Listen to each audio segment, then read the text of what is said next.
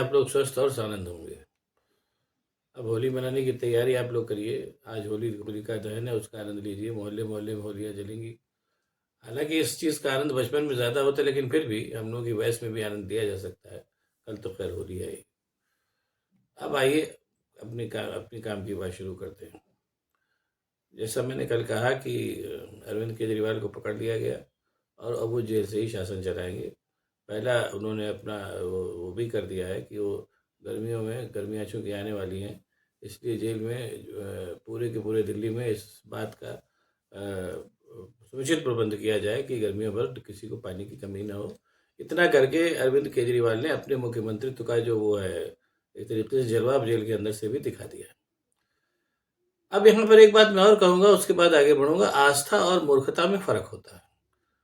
भारत की जनता आस्थावान है, no doubt, को इसमें कोई शक नहीं है। राम मंदिर के चलते भारत की जनता की आस्था राम मंदिर में है भी। लेकिन मूर्खता एक अलग चीज़ होती है। मूर्खता में आप आस्था को मूर्खता कई बार ऐसा करते हैं कि लोग आस्था को मूर्खता समझ लेते हैं, ऐसा है नहीं। हमको लगता है कि मोदी जी ने भी अपनी आस्था को मूर्खता समझ लिया है और वो सारे काम कर रहे हैं जो उनको नहीं करने चाहिए। फॉर एग्ज़ाम्पल, अगर मोदी जी लोकतंत्र के हामी हैं जैसा वो कहते हैं और दुनिया भर में गाते फिरते हैं, तो एक लोकतांत्रिक मुख्यमंत्री को बंद करके ये कौन-सी लोकतांत्रिक आस्था है? जैसे अरविंद केजरीवाल हैं, वो चुने हुए मुख्यमंत्री हैं, उनको पकड़ बंद कर दिया आपने। उसके पहले वहाँ क्या नाम है, झारखंड के मुख्यमंत्री थे चुने हुए, उनको पकड़ के बंद कर दिया। यानी एक तरीके से आप जनादेश का अपमान भी तो कर रहे हैं, ये भी एक बात है, फैक्ट है।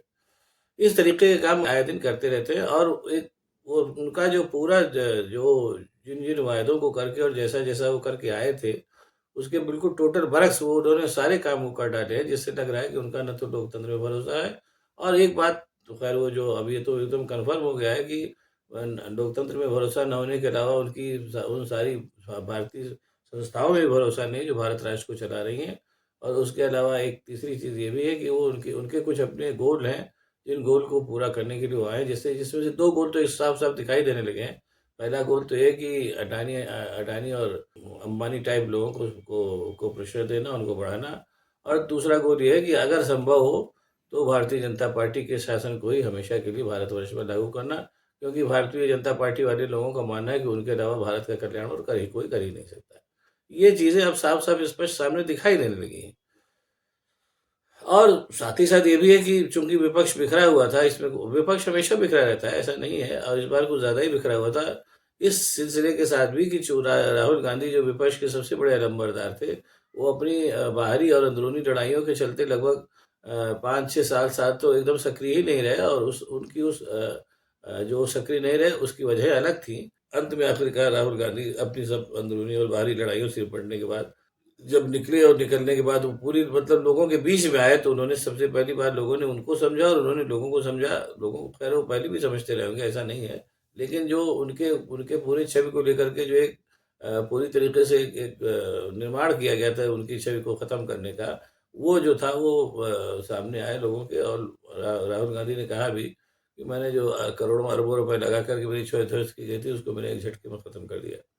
उसके परिणाम ही सामने आने लगे, सीधी-सी बात है। जैसे जब वो निकले थे पहली बार तो उसी समय कर्नाटक में कांग्रेस की सरकार बनी, हिमाचल में बनी, ये सब सारी चीज़ें। अब आप देखिए कि हिमाचल में फिर वो वही काम करने जा रहे हैं, भारतीय संविधान की कमियों को इस्तेमाल करके अब वो कर्नाटक में भी सरकार गिराने का खेल भारतीय जनता पार्टी ने चालू कर दिया है। जब देखिए ये काम हो जाए, उसमें लगे हुए हैं वो। कुल मिलाकर के अपने मोदी जी जो है ये मान के चल रहे हैं कि जो वो कर रहे हैं वही सही है और उनके पूरे जो जो जो भी वो काम काम इस समय कर रहे हैं, उसमें कहीं से भी ये टटोलने की बात नहीं देखी गई कि जनता क्या सोच रही है। जनता का उनका ये मानना है कि जनता जो है वो 5 किलो अनाज में संतुष्ट रहेगी और वो लगातार उन्हीं के साथ खड़ी रहेगी। ये जो पूरी रणनीति अपने मोदी जी की बनी हुई है इस समय कि मनमानी करना, सरकार के सुविधाओं का फ़ायदा उठा करके लोगों को परेशान भरे सप्रेस करना, विपक्ष को इतना कमज़ोर करना कि वो चुनाव लड़ ही ना पावे, ताकि भारतीय जनता पार्टी हमेशा भारत के राज्य पर बनी रहे। ये सब सारी चीज़ें जो वो कर रहे हैं अपने मोदी जी, उसमें कहीं न कहीं पूरी एक बात समझ लीजिए कि इस बात का कहीं क ध्यान नहीं रखा जा रहा है कि जनता का क्या पक्ष है, जनता क्या चाहती है। और एक बात निश्चित रूप से जान लीजिए कि ये सब सारी चीज़ें जो की जा रही है, जिसमें जनता का पक्ष खुल के सामने नहीं आ रहा है, बीच-बीच में कभी-कभी सामने आ जाता है जब सर्वे-वर्वे होते हैं थोड़े बहुत। जैसे कि अभी ये सर्वे हुआ, जब केजरीवाल को गिरफ्तार करके ले गए तो एक सर्वे आया, उसमें हुआ कि केजरीवाल का क्या नाम है, का दौर बढ़ गया है। तो कुल मिलाकर के ये जो सिनेरियो चल रहा है ये इस समय हिंदुस्तान का, इससे लगता है कि नरेंद्र मोदी जैसा वो कहते हैं कि 56 इंच के आदमी हैं, ऐसा है नहीं। दरअसल नरेंद्र मोदी डरे हुए प्रधानमंत्री के तौर पे सामने आ रहे हैं, जिनको इस बात का सबसे बड़ा भय है कि अगर जनता ने उनको नकार दिया तो उनका और उनकी पार्टी का क्या होगा। कुल मिला के बात इतनी ही है और जो ये समय पे इस समय जो चुनाव होंगे तो ये सामने आ जाएगा। जैसा लेकिन वो कुल मिला के ये साफ-साफ दिखाई दे रहा है, अगर जो भी होगा ये तो खैर चुनाव के बाद ही सामने आएगा, कि अगर इस चुनाव में भारतीय जनता पार्टी और नरेंद्र मोदी एंड कंपनी खेत रहती है, तो उसकी क्या दशा होगी ये देखने लायक दिलचस्प अनुभव होगा। बहरहाल देखिए क्या होता है, चुनाव नज़दीक ही है। अब आपको अगर मेरा वीडियो पसंद आया तो इसको शेयर करिए, लाइक करिए, साथ ही साथ मेरे चैनल को सब्सक्राइब करिए ताकि मैं और भी ऐसी बातें आपको बताता रह सकूँ। बहुत-बहुत धन्यवाद। नमस्कार।